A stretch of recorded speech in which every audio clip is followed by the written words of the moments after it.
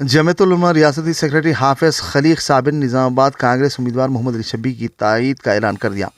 کانگریس کے انتخابی منشور میں جمعیت العلماء کے مطالبات شامل۔ کانگریس امیدوار نظام آباد محمد علی شبیر۔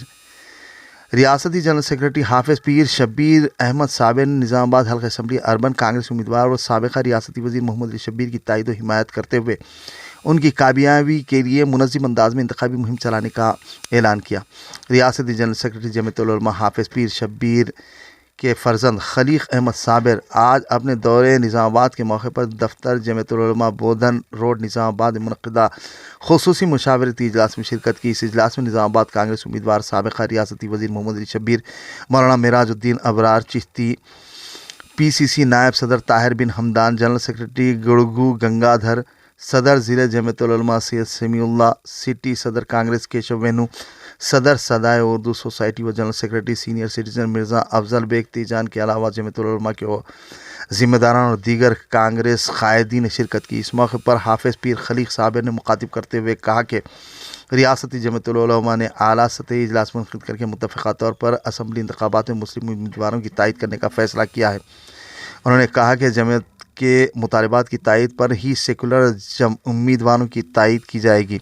انہوں نے بتایا کہ جمعیت کے 6 مطالبات میں مسلمانوں کے مسائل، ان کے فوائد اور ان کی سہولتوں اور موجودہ حالات کے پیش نظر کیے جانے والے اقدامات پر مبنی ہے، جس کو سیکولر کانگریس پارٹی نے مسلمانوں کے مطالبات پر مبنی جمعیت العلماء کے انتخابی منشور کو قبول و منظور کیا، جبکہ BRS حکومت جو تھی اب ختم ہو گئی ہے۔ انہوں نے کہا کہ کئی امیدواروں نے کسی ایک امیدوار کا بھی انتخاب کرتے ہوئے اس کی کامیابی کے لیے ہر ممکنہ کوشش کرنا ہی بہتر ہے، جبکہ گزشتہ 2 میعاد کے مسلم امیدواروں کی کارکردگی کا جائزہ لینے کے بعد کانگریس نظام آباد اربن امیدوار محمد علی شبیر کی تائید و حمایت اور کامیابی کے لیے کوششیں کرنا ہی بہتر سمجھا۔ حافظ پیر خلیق صابر نے کہا کہ ملک اور ریاست میں گزشتہ 70 سالوں سے تلنگانہ میں فرقہ پرستوں سے اتحاد نہ کرنے والی پارٹی کانگریس کی تائید کرنے کا فیصلہ کیا۔ کانگریس کے دور میں بہترین کارکردگی بھی جائزہ لیا گیا، جس کے پیش نظر کانگریس پارٹی میں قوم کی طرف سے نمایاں چہرہ محمد علی شبیر کا ہی نظر آیا۔ انہوں نے کہا کہ مسلمانوں میں متفقہ طور پر ووٹ ڈالنے سے ہی فیصلے بدلتے ہیں۔ انہوں نے کہا کہ مسلم برکت کے لڈو نہیں جو سب میں تقسیم کرتے پھرے۔ جمعیت العلماء کبھی بھی سیکولر پارٹی کا ساتھ نہیں چھوڑا اور کبھی بھی اقتدار حاصل کرنے کے لیے کسی فرقہ پرست جماعت کی تائید نہیں کی۔ جمعیت کی نظریں مرکزی حکومت پر ہے جو ان کا مقابلہ کر سکے۔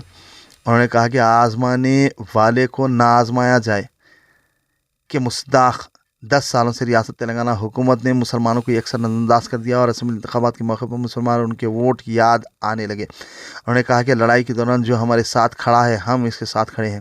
ریاستی جنرل سیکرٹری حافظ خلیق صابر نے نظام آباد کے عوام بالخصوص مسلمانوں سے کہا کہ کانگریس کے امیدوار محمد علی شبیر جیسی شخصیت کو بھاری ووٹوں کی اکثریت سے کامیابی سے ہمکنار کرنا ان کی ذمہ داری ہے۔ اس موقع پر کانگریس نظام آباد امیدوار محمد علی شبیر نے کہا کہ جمعیت العلماء کے مسلمانوں کے مفادات پر مبنی مطالبات کو کانگریس پارٹی نے اپنے منشور میں شامل کیا ہے۔ اسی طرح کانگریس کا یہ انتخابی منشور جمعیت العلماء کا بھی کہا جا سکتا ہے۔ انہوں نے کہا کہ کانگریس قائد راہل گاندھی نے ملک میں 4000 کلومیٹر پیدل دورہ کرتے ہوئے محبت کا پیغام عام کیا ہے، جس کے پیش نظر ایک ووٹ یعنی ہر ایک ووٹ قیمتی ہے اور ہر ایک ووٹ میرے حق میں استعمال کرتے ہوئے کامیابی سے ہمکنار کر کے نظام آباد سے منتخب کرنے کی اپیل کرتی۔ قبل ازیں صدر ضلع نظام جمعیت العلماء مولانا سید سمیع اللہ نے کہا کہ جمعیت العلماء ہند 100 سالہ تاریخ رکھتی ہے، مسلمانوں کی ہر قدم پر رہنمائی کرتی چلی آ رہی ہے، مسلمانوں کے حقوق کو ایوانوں تک پہنچانے کے لیے ہمیشہ کوشاں رہی ہے۔ جمعیت العلماء ہند ریاست تلنگانہ کا فیصلہ ہم سب کے لیے قابل قبول ہے۔ مولانا معراج الدین ابرار چشتی، صدر سدائے اردو سوسائٹی مرزا افضل بیگ تیجان نے بھی مخاطب کرتے ہوئے ووٹ کی اہمیت اور کثیر تعداد میں ووٹ کا استعمال کرنے کی ضرورت پر زور دیا۔